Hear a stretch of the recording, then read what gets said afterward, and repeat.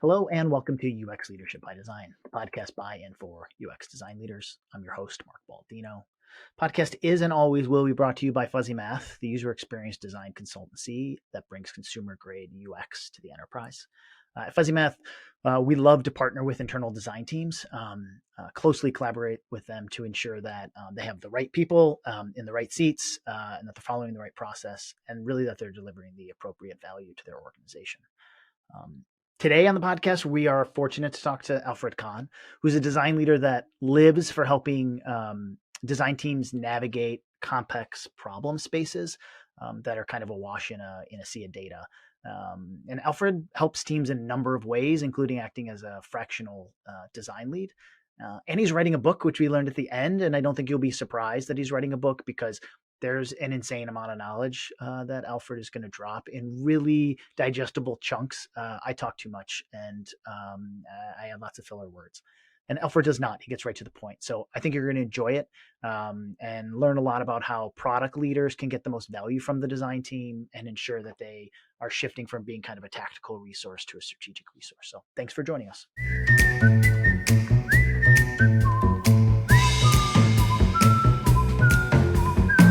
Alfred, welcome to the podcast. Thank you for having me.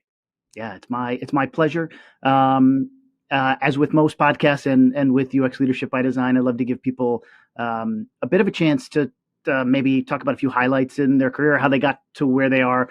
I think specifically in kind of the product and design space, it's always an interesting path for folks to get there, and it's generally a little bit of a weaving path, maybe not as direct as some other careers. So give the listeners a sense of how you got to where you are and what that sort of journey looked like for you. Sure. Yeah. Fun fact is I started out in the film business and evolved into the product design, going through numerous sort of iterations. And really, most of my roles have been in places like financial services and governance, risk, compliance, construction tech. And they're all like complex problem spaces with a lot of data. And so what I like to do is bring a sort of consumer sensibility to the design of these products and help the team sort of create experiences that people look forward to coming to work to rather than feeling like they're banging their head against a wall. So is that consumer facing orientation? Is that because of your background in film? Is that like a more natural space? You felt like it wasn't in financial services?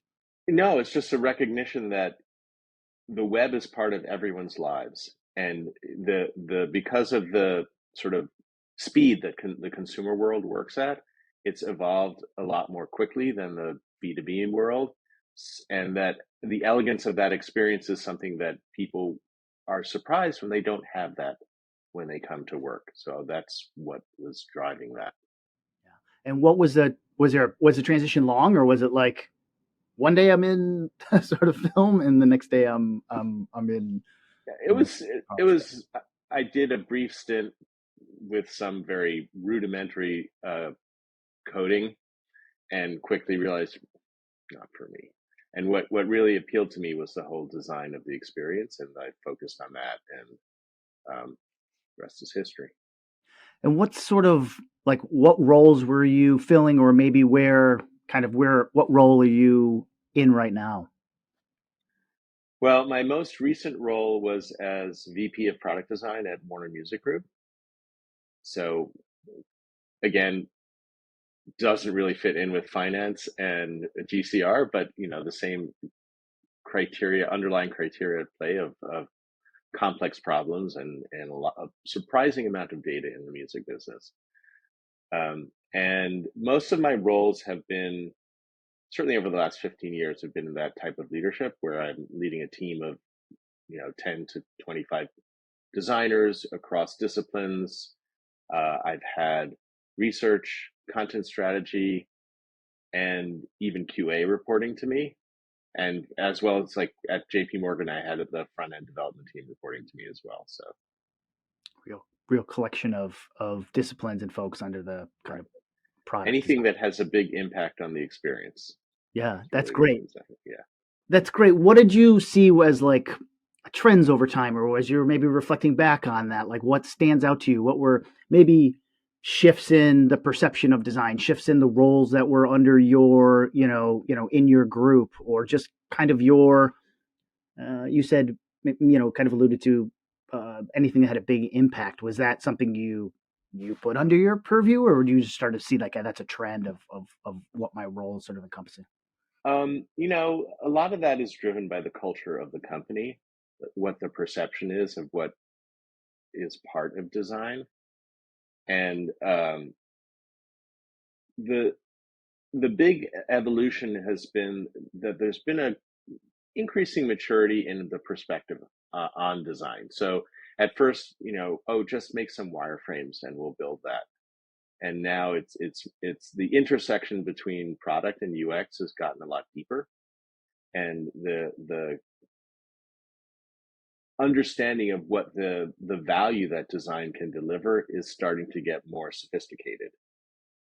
Not everywhere, but the more forward-looking companies understand that design is much more than creating screens and even user flows. That it's about conceptualizing and evaluating products.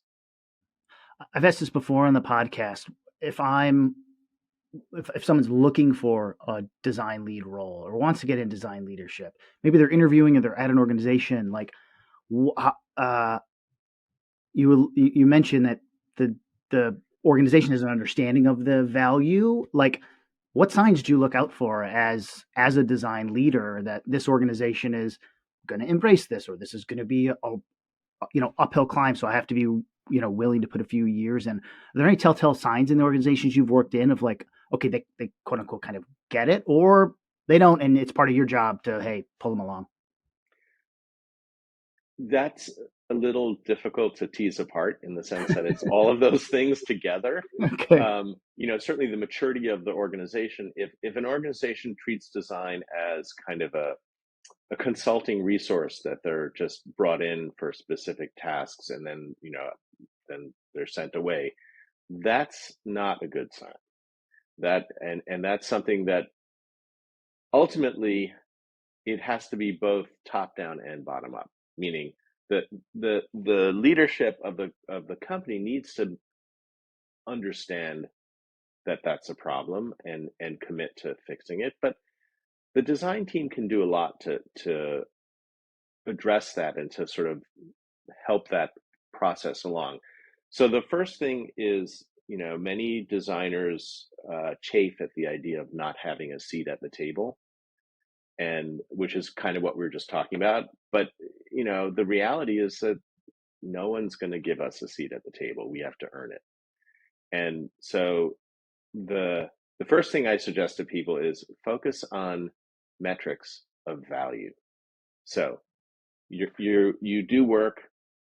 Part of that work should be baselining the current situation and then measuring the impact that your design work has made on the outcome that is supposed to be achieved. Then you have some numbers that you can go back and you can socialize and help people understand, wow, okay, that was the benefit that was realized by working with the design team. And that, coupled with an idea of like, how do you make other people more successful? By doing that, then they're going to want to work with you because it makes their jobs easier and makes them have more impact. And eventually there'll be some recognition of that. But, we shouldn't shy away from tooting our own horn, so to speak, not hiding our good work under a bushel. But yeah, it can be a longish process. Yeah. So you doing those like um, that metrics of value, like kind of in the background? Are you asking for permission? Like, I think sometimes that is that's a hurdle that people face, and in the For short sure. term, it's produce, produce, produce, produce. It's this tactical kind of output. And I think what you're alluding to is let's start to be a listening device for strategic metrics of value that are strategically important for the business. And sometimes that first step is like there's so much going on in the That's right. tactical push, push, push. So am I hearing that right? Like, how do you make that first step of doing that listening? Start small. Choose one thing and either a small project or some aspect of measurement. And I realize all this is very abstract, what I'm talking about right now, but you have to find that entry point where you can get people to read, oh, yeah, we should measure that. And then use that as a building block that you can then expand from. So, big changes almost always start in a small way. And if you try and do like radically change the culture, and it typically fails, and it's just a lot of more work than it needs to be.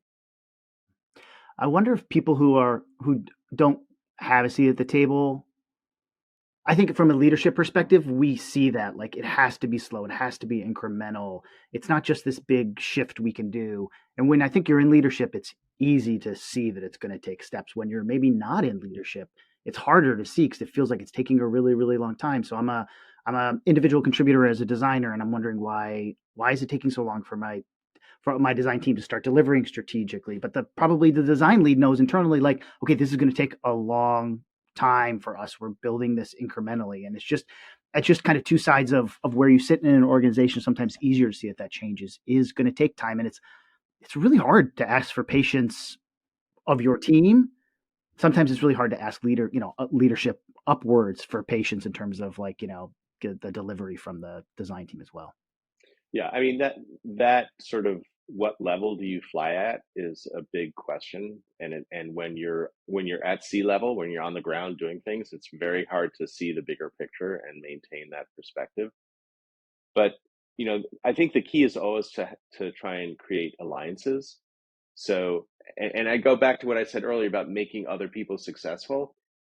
If you can make the product leader successful through your work, then they are going to campaign on your behalf so that you make them your champions. And then eventually you get to the point where they realize, oh, well, we need to have a design leader, and you're the person, and you can do all these things so that I don't have to, and I can rely on you because I have this track record with you. You're familiar. It's much easier to do that than to be a senior designer and then get like a manager role from a senior designer. Interesting. What's that?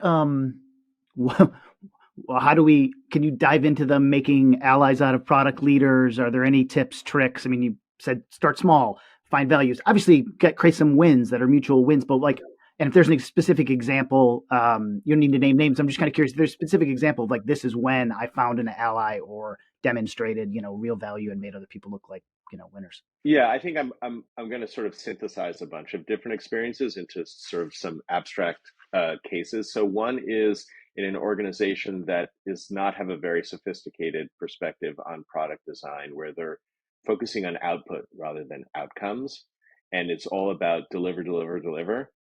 Well, never be an impediment to delivery. Be like, think of your work as making the best out of the situation so that you can deliver the best design you can given the constraints that you have, and focus on solving the delivery challenges that the product and engineering team are trying to confront. So a great example is like engineering says like it's going to take 2 sprints to build this design. You say, all right, well, let me change it. What are the constraints that you're challenged by? And because you can always, there are many ways to solve a design problem, so you can come up with a way to solve that problem in a lower effort way, and that's going to make the engineering team and the product team very happy. The other example is in a environment where they are focused on output. And so one of the things we did at a previous company was that there's a North Star metric, which is a really good metric, but it was at too high a level for the design work. Meaning, like, we it was hard to draw a line between what we were working on and the North Star metric. So we came up with some metrics that are sort of, even further upstream to the North Star metric that would impact the North Star metric. And that's what we designed to and measured. So we could then show like, okay, if we can increase this thing, that's going to have a direct impact on the North Star metric. And that draws a connection between the value indicator that the company has identified and your work. Yeah. Which also helps the team understand that they are delivering value, right? Absolutely. Because Yeah, if they're yeah. designing and that North Star feels so far away, they're sort of like, what's my role Right, here? Am I important? Does leadership, management see me as important? And that's right, a really good call. Sometimes the design team, maybe just design and product team, have to figure out that middle layer for themselves and right. align with North Star, and then align their work to that middle layer. Correct, correct. Great advice. And that goes back to us saying earlier about measuring your value. That's a good way to do it, right? So we did this design work. It produced this impact on this our metric, which then produced that impact on the North Star metric. So when you look at some of the more successful teams, I'm guessing the way you're speaking, it's a pretty tight integration of product management, and design. We haven't talked as much about engineering. You talked about it a little. Like, what do those environments look like? How do you help shape those environments? What are best practices for getting? We talked about finding somebody who can be an advocate for design work and making them successful. But maybe I don't know if it's more day in and day out. Like, how do you get a really tight alignment between those two groups? Because a lot of times they're coming with very different backgrounds, and maybe different purposes, and see their roles a little bit differently. But I imagine that you've had a lot of success when design and product are really tightly integrated. So actually, the most successful experiences are when all three are tightly integrated. Like when it is truly the tripod, and that's sort of a something that the product leader sometimes has to do is to really walk the walk on the tripod and not just have it be lip service. But the times when the squads were led collaboratively by the three disciplines have been the most successful. And a lot of times it's a matter of helping people understand that, meaning like they have to experience it before they can really embrace it.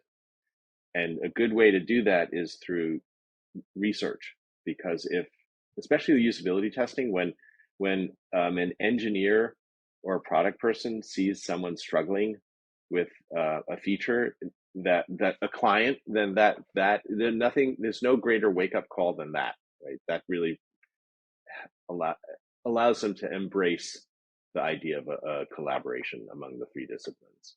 Yeah, it creates a good empathy with from all three sides, towards kind of the users and the challenges they're facing, and puts a face to a name or a feature set, or something you've been Right. talking about for 6 months. All of a sudden, you see people use it, and you're like, oh wow, this is different.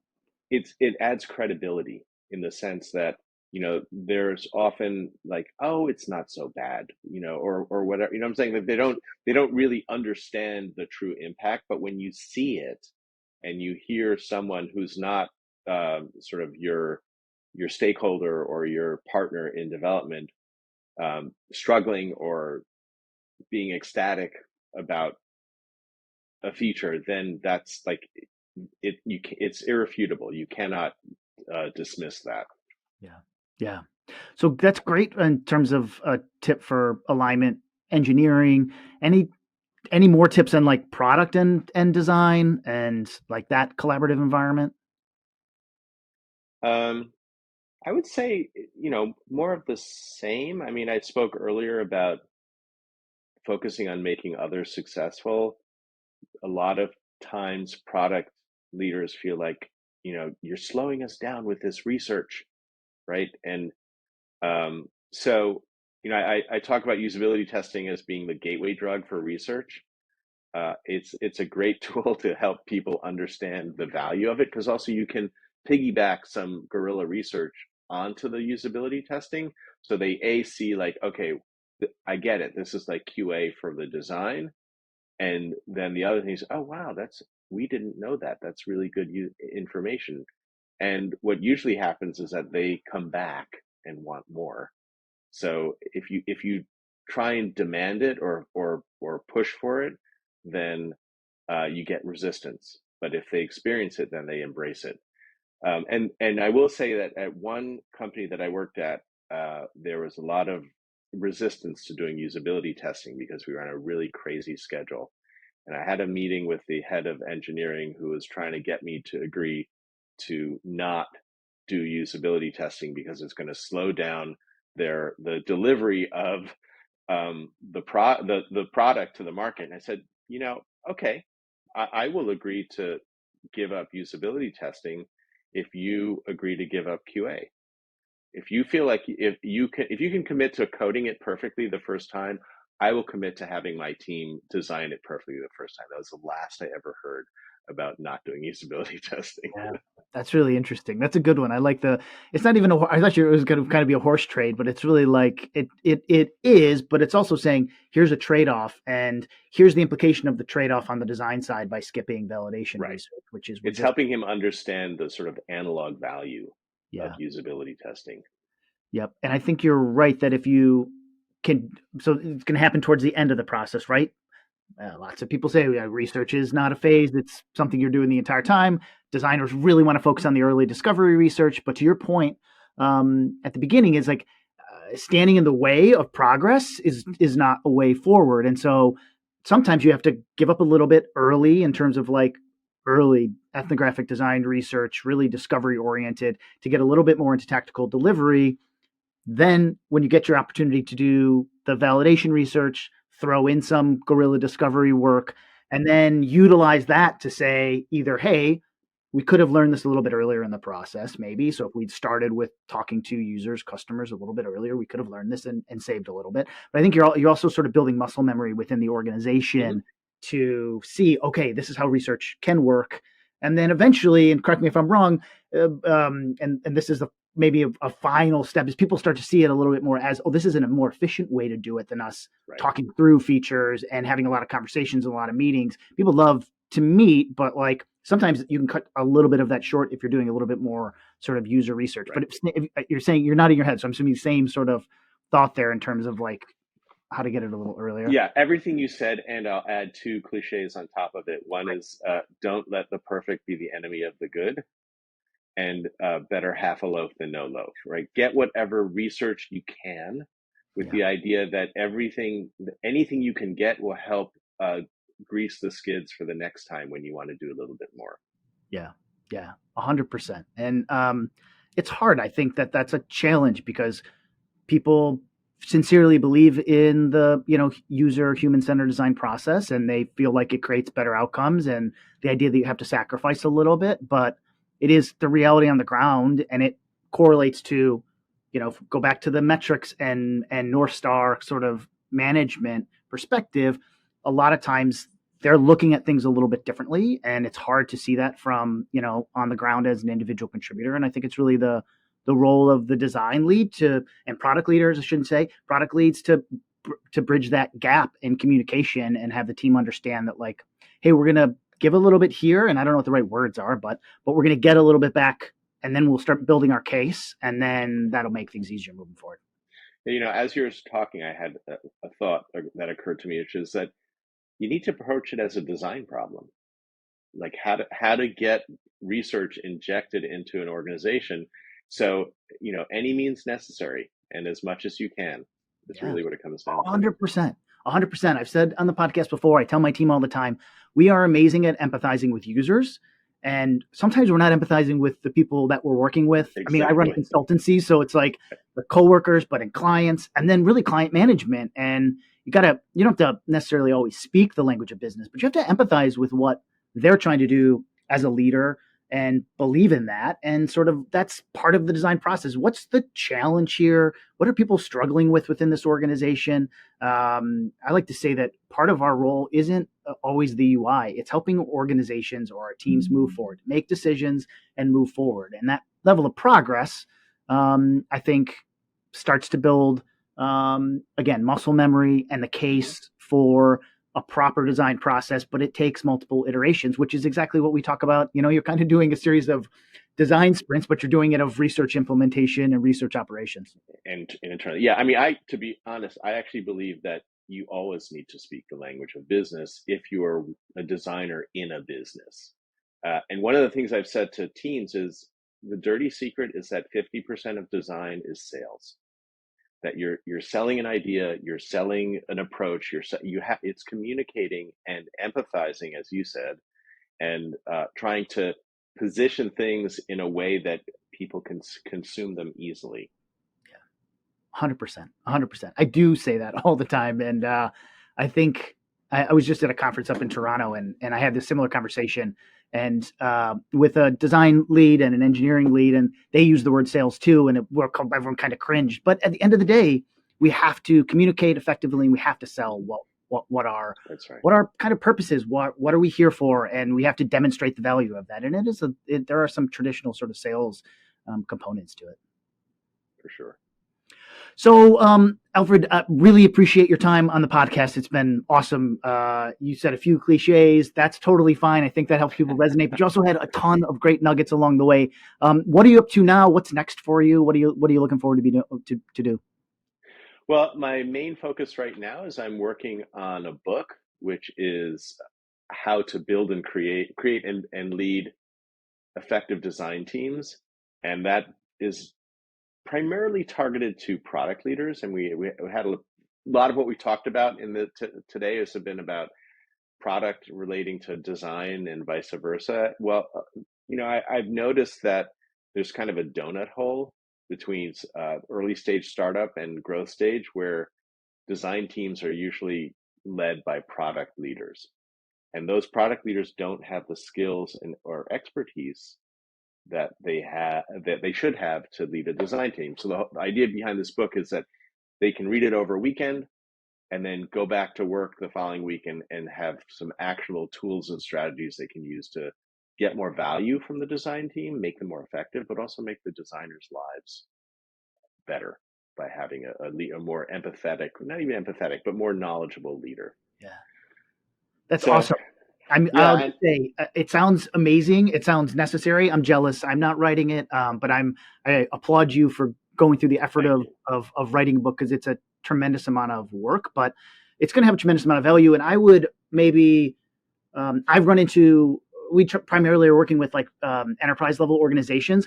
I think the donut hole still exists at big companies, which is people are leading a design team, sometimes big design teams, and they don't have the background or just the knowledge. And I think a book like this, which give people read it in the weekends and some tactical output, will be of tremendous value to the community and to my listeners. So just want to thank you in advance for writing the book. I'll link to your LinkedIn profile, and people can follow you there. And when the book's out, I'm happy to help promote it. But just want to say thanks again for your time and energy today on the podcast. My pleasure. Thank you for having me. This has been great. All right. Thanks, Alfred. Take care. Bye-bye.